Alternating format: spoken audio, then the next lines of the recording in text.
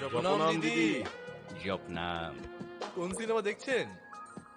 যৌবনের মধু। নাম বলতে হবে নাকি? না না, বলতে হবে না জনি দাদা। এত নির্বোধ হলে ওয়ার্ডেন হতে পারতাম না। পাম্মি, তাই তো? বসো, এই যাবো আর আসবো।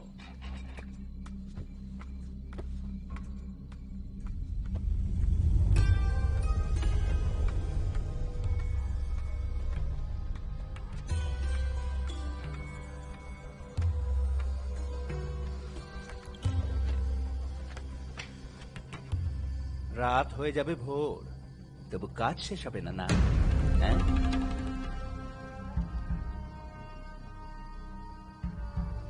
ডাকটা উঠছে না। আরে ওই দাগ একদিন মুছে যাবে, কিন্তু তোর জীবনে যে দাগ লেগেছে না, সেটা কিভাবে মুছবি?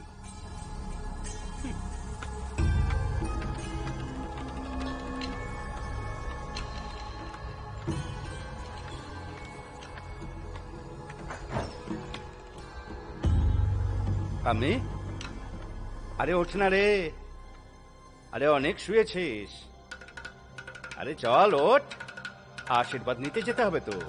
আরে ওঠ না রে মেয়ে।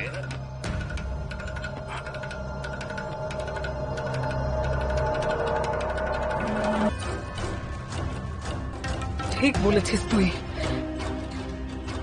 অনেকক্ষণ ঘুমিয়েছি আমি, এবার জেগে ওঠার সময় হয়ে গেছে।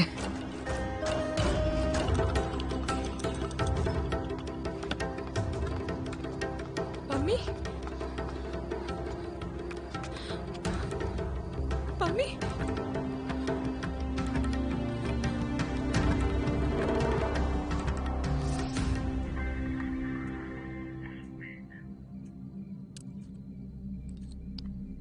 গাবা ভাই, এই ওয়ার্ডেন ওকে জাগাতে গিয়ে নিজে ঘুমিয়ে গেল নাকি?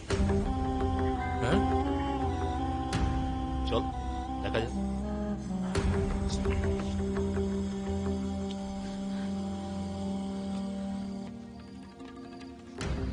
কি হয়েছে তোর? কাল আমাকে বিকানের যেতে হবে গাবা ভাই। তাহলে তো ভালোই হয়েছে। ওখান থেকে আমার জন্য ওষুধ নিস জনি, প্রায় শেষ হয়ে এসছে।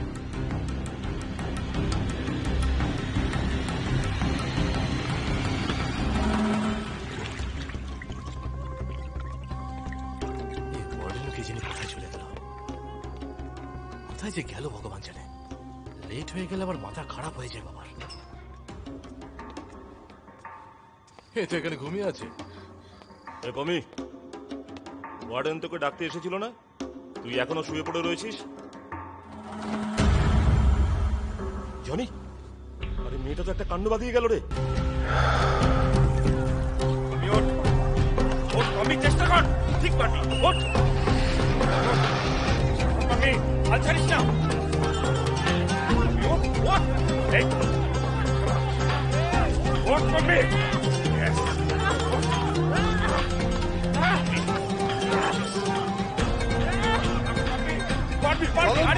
এইসব মেয়েগুলোর কুস্তির প্রতিভা দেখলে চমকে যাবে। আসুন দেখে নিন মেয়েরাটার ইউপির মধ্যে কে হচ্ছে সেরা। এইসব মেয়েরা যেভাবে লড়ছে তা দেখলে কিন্তু ছেলেদের কপালেও একবার চিন্তার ছাঁচ পড়ে যাবে। সকলে দেখুন কিভাবে এই দুই কুস্তিগীর মেয়ে নিজেদের পুরো শক্তি লাগিয়ে দিচ্ছে। এখন কিন্তু দেখে মনে হচ্ছে পাম্মি কিছুটা এগিয়ে আছে লড়াইয়ে, 3 পয়েন্টেও এগিয়ে আছে এখন। পাম্মি আরো একটা পয়েন্ট পেয়ে গেল। এবার পাম্মির 8 আর সঙ্গীতার 4।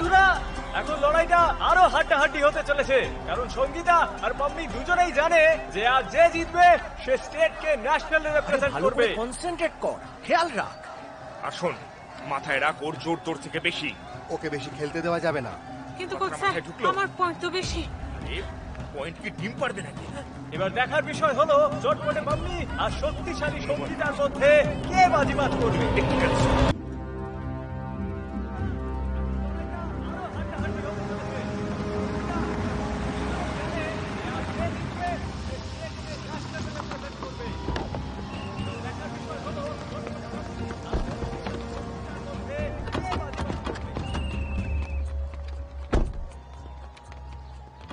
এখন চেয়ারে নেই, কিন্তু আমি তো প্রাক্তন মুখ্যমন্ত্রী।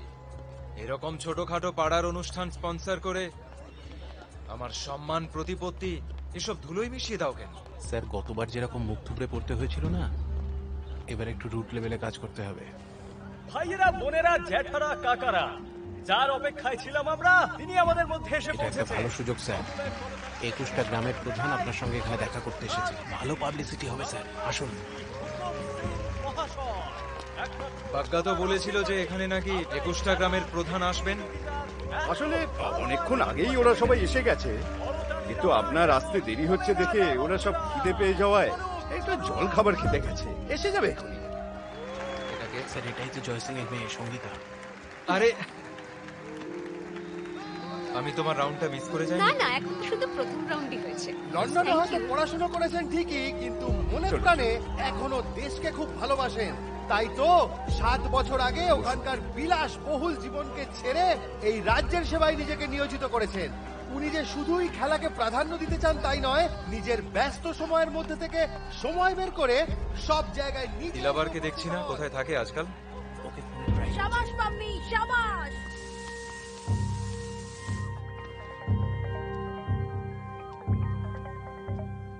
হ্যালো দিলাবার ভাই। হ্যাঁ বলো। আরে কেন আমাকে কেস খাওয়াচ্ছ বলো তো? আর একটা জরুরি কাজে এসেছি। তুমি নিজেই বলো স্যারকে যা বলার আছে। আরে স্যার হ্যালো। হ্যাঁ দাদা বলুন। হ্যাঁ দিলাবার, আজকাল যে আর দেখাই পাওয়া যায় না। হ্যাঁ দাদা, আসলে একটা আর্জেন্ট কাজ পড়ে গেছে, একটু পার্সোনাল। আরে ভাই, তোর আবার কোন পার্সোনাল কাজ পড়লো? এখানে তোকে আসতে বলেছিলাম না? কি করে বেড়াচ্ছিস তুই? আরে দাদা কি যে বলেন। আচ্ছা, কোনো ঘোট পাকাচ্ছিস না তো?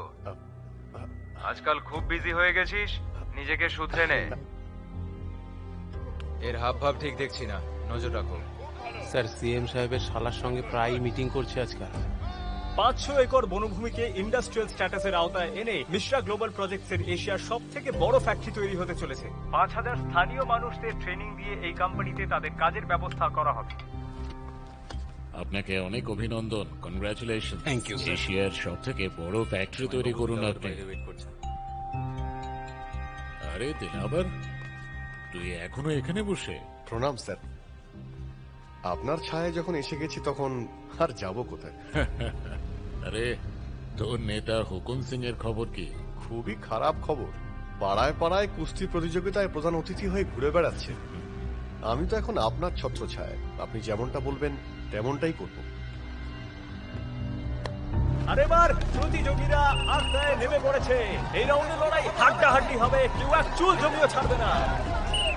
দ্বিতীয় রাউন্ড শুরু হতেই পাম্মি সঙ্গীতার উপর ঝাঁপিয়ে পড়েছে আর সঙ্গীতাকে এরিনার বাইরে ছুঁড়ে ফেলে দিল। আর এর সাথেই পাম্মি আরো 1 পয়েন্ট নিয়ে নিল। তাহলে পাম্মির হলো 9 আর সঙ্গীতার মাত্র 4।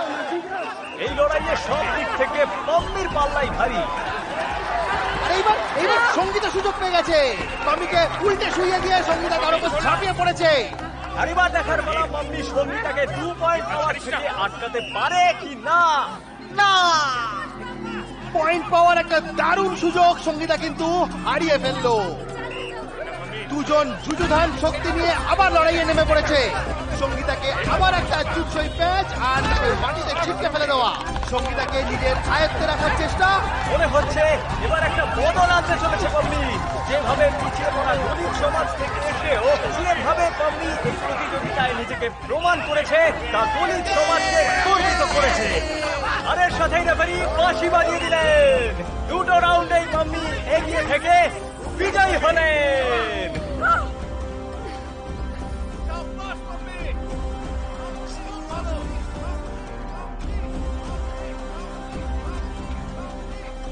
না, ফাউল তো হয়েছে না, পুরোটাই ফাউল প্লে। পাবলিকে ডিসকোয়ালিফাই করা হচ্ছে। আরে দেখুন বন্ধুরা, এই কুস্তি খেলা তো বদলেই গেল। আর আমাদের জাজ আরে কি বলছেনটা কি আপনি? ফল কি করে হয় শুনে? একদম ঠিকঠাক ধরেছিল। জজ সাহেব, পাম্মির প্যাচটা তো ঠিকই ছিল। আগে না ছিল না, পাম্মি ওর ঘাড় ধরে নিচে থেকে ফেলে দিয়েছে। আরে পুরো দাওটাই ভুল ছিল। দাও তো ঠিক ছিল, আসলে এখানে মেয়েটাই ভুল। সঙ্গীতা যদি এই একই ভাবে ধরতো তাহলে সেটা ঠিক হতো। আরে বলুন না, সঙ্গীতার বাবাই প্রতিযোগিতার অর্গানাইজার, তাই জন্য ওকে হারাতে পারবেন না। ভদ্রভাবে কথা বলো। আরে এই তোমরা চুপ করো। দেখুন ফিনিশ বাবু, আমি যেটা হলো সেটা আমি তোকে ডাকছি, শুনতে পাচ্ছিস না নাকি? এখানে বড় অন্যায় হচ্ছে, এখন অনেকগুলো ম্যাচ খেলাতে হবে আমায়। আরে খেলতে পারছিস না, পয়েন্ট নিয়ে এত মাথা ঘামাচ্ছ কেন? আরে খেলতেই তো পারে না ও। আগে ওকে নিয়মগুলো ভালো করে শেখাও, তারপর মাঠে নামিয়ে।